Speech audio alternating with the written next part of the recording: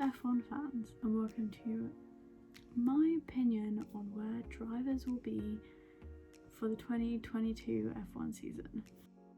Now, apart from the 4 teams that have already 100% confirmed both drivers, there is speculation up and down the grid about who is going to replace who and who is going to be out and who is in. A lot of teams have sort of added to the speculation and said things, and I'm just compiling what I think will happen. Obviously I may be wrong, I'm more than likely going to be completely wrong, but it is what it is. I do have an F1 TikTok where I've explained some of my theories and some other stuff, so I'll leave it here for you to go follow.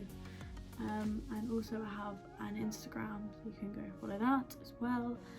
And I will also leave my personal TikTok and my personal Instagram over there as well, because why not, free marketing. And also I have a blog, so you can go follow that as well. So we are going to start off with Mercedes, because I think this is one of the most controversial ones I'm going to talk about. One of the most controversial ones a lot of people I know are also considering and thinking about. I put this idea in plenty of people's heads and I'm unsure. So obviously we know Lewis Hamilton is confirmed for another 2 years. I believe it'll be his last 2 years of the sport. But that does leave obviously the second seat up for grabs.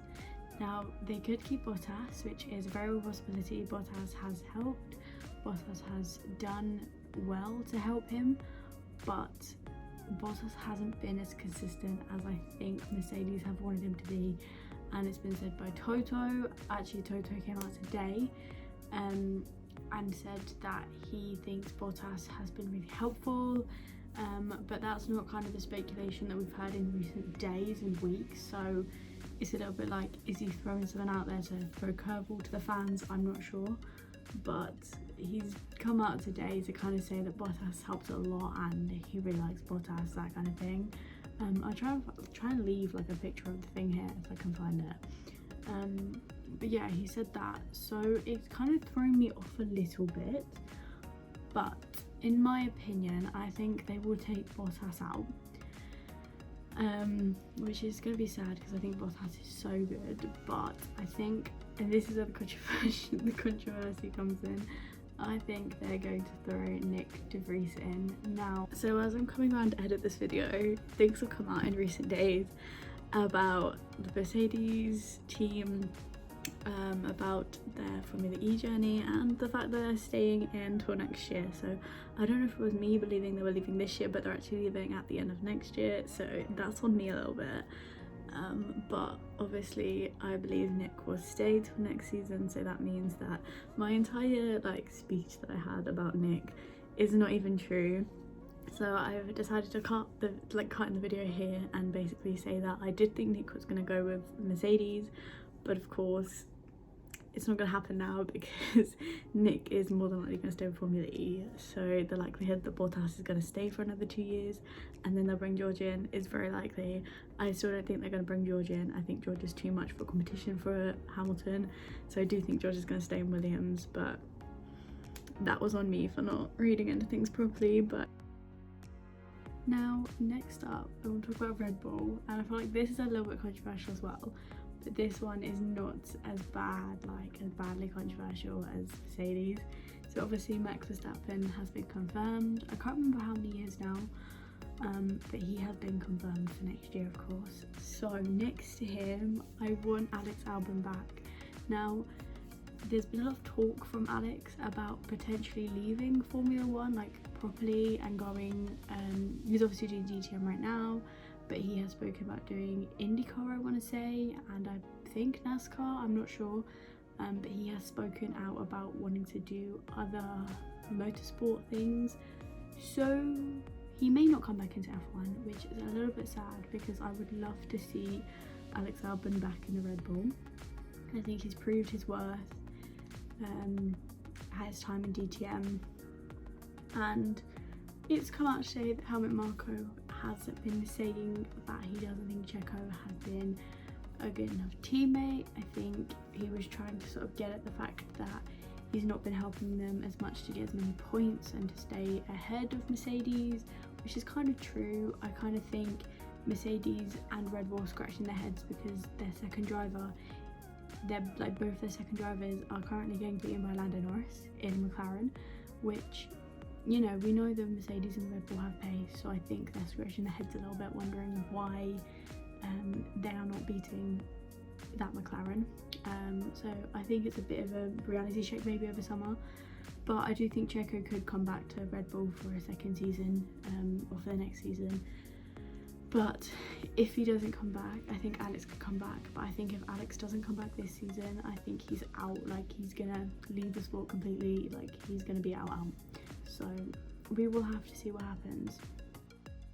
Now, the next 4 teams are all confirmed. So with McLaren, we have Danny Rick and Lando Norris.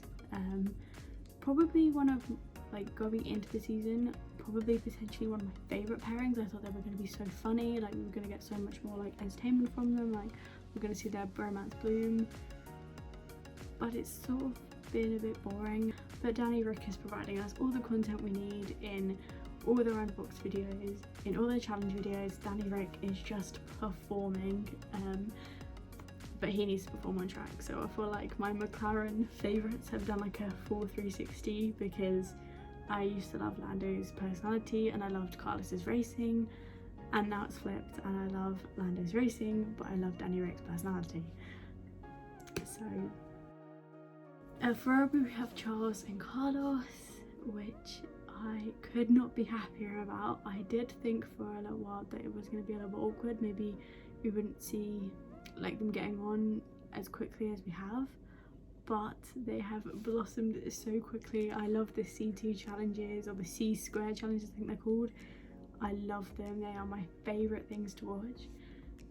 So I definitely think maybe with Lando and Carlos, it was definitely Carlos bringing the energy, but I just love Carlos and Charles.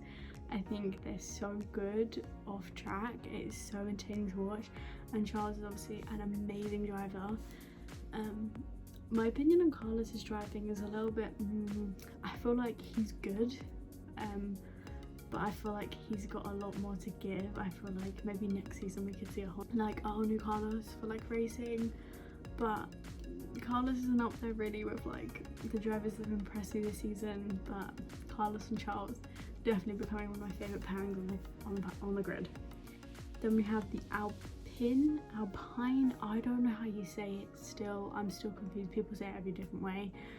We have Fernando and Esteban. Now, I never really was a fan of Alpine like before now. I was a little bit like, I don't mind them, but I wasn't sort of like big fans, if that makes sense. I loved Ocon like from back from when I watched Drive to Survive, and obviously heard like his backstory and how he got into the sport and sort of like how he's bringing that, you know, I didn't come from privilege kind of thing. I absolutely love Ocon, I think he's amazing, and obviously his win in Hungary was just amazing. Like it still gives me, like, it still makes me smile every time I see the video. And obviously Alonso, one of the heroes of the sport. They are both confirmed for next season, which is very exciting again, because I think they have so much more to prove, and I think the win in Hungary has just made them more hungry. So I'm excited for that one. And then last of all, we have Aston Martin, who have confirmed both Sebastian Vettel and Lance Stroll. Now, I do believe Lance Stroll was only confirmed because his dad was still kind of funding the team. Don't know how well that is. I've read it a few times on the internet, so don't get me wrong. Obviously Lance is amazing at driving, he's proved that this season, but I believe he's only staying because his dad's pretty much funding it and he doesn't want to go anywhere else. And obviously Seb is doing so well. Like, no matter his age, Seb is just the king. Seb is just everything. Seb is literally, oh, I just love Seb. Really sad about this qualification, but we have Spa next, so Seb could just do really well there. Then we have AlphaTauri, which is where my opinion I think gets a little bit weird. Like, I think a lot of people are going to be like, why are you thinking this? But this is just, again, my opinion. So I think the AlphaTauri are going to take Yuki out. I know Yuki has done averagely well this year, but I think he could have done so much better. He's not doing as well as I think they thought he was going to do. So I do think Yuki could be out, which is really sad because I love Yuki. I think he brings such like youth to the paddock and everything like that, but I do think he could be out because he's just not performing up to where Pierre is. And I think they may be looking at an F2 option of Liam Lawson. Obviously Liam is in his rookie year in F2, doing so well. So I do think Liam could be up there in contention for the spot at AlphaTauri if they take Yuki out.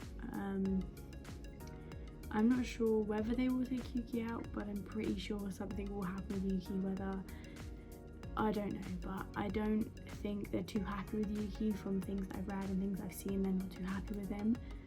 Now if they take Liam on, I think they will keep Pierre. Pierre is doing amazingly well. I don't think they're going to move him to Red Bull. I don't think he'd want to move to Red Bull. I think he's suited to AlphaTauri. He's really good at AlphaTauri. He's so amazing. He's driving amazing. But that man needs more podiums. So,